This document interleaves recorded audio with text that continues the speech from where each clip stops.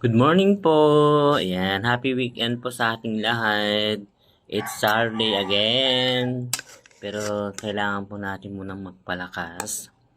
Siyempre naghanda po ako kanina ng ampalaya week egg. Kasi kailangan po na kumain, magpalakas para mamaya.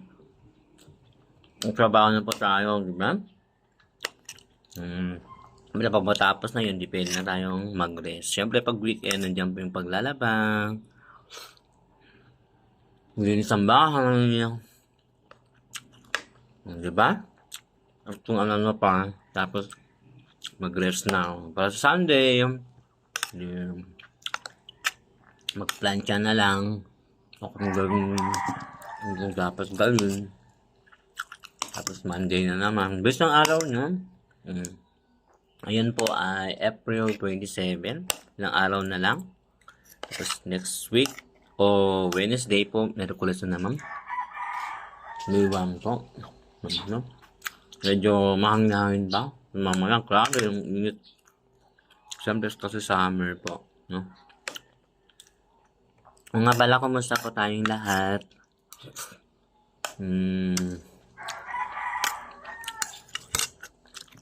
Basta mabuti po sana tayong kalagayan po. Yan po. Kain na po tayo.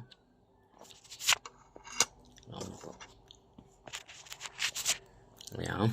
Nagalaw lang po.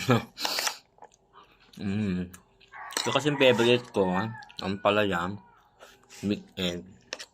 Kami nga nila mapait, pero hindi naman nila alam na malakas itong vitamin. Diba? Tapos pag samahan ko ng egg, hindi mo samahan ko na. Harap.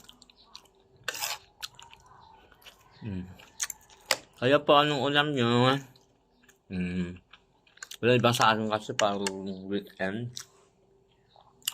Trabaho muna, di ba? Tapos mamaya na lang magluto, di ba? Pero kung minsan, habang nagtrabaho naman kasi iba sa akin, sasama na ng kape, tapos wala pa may induction na pang sabay na magtrabaho.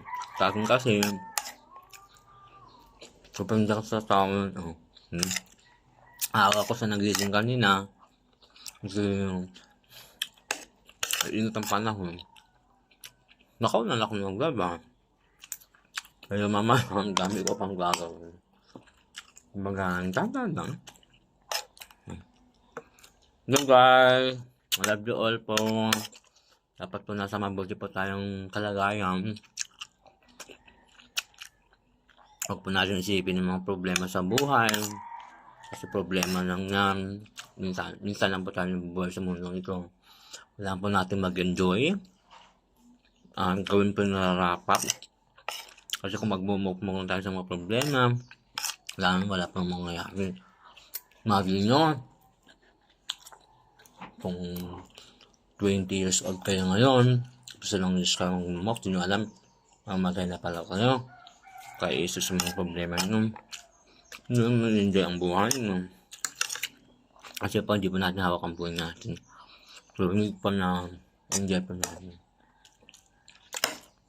Dami pa akong ulam. Pang lunch sa mamaya. Kasi, pag diretso ang trabaho mamaya na, hindi ako magluto mamaya. Baka dinner na ako luto mamaya. Sige po, love you all. God bless.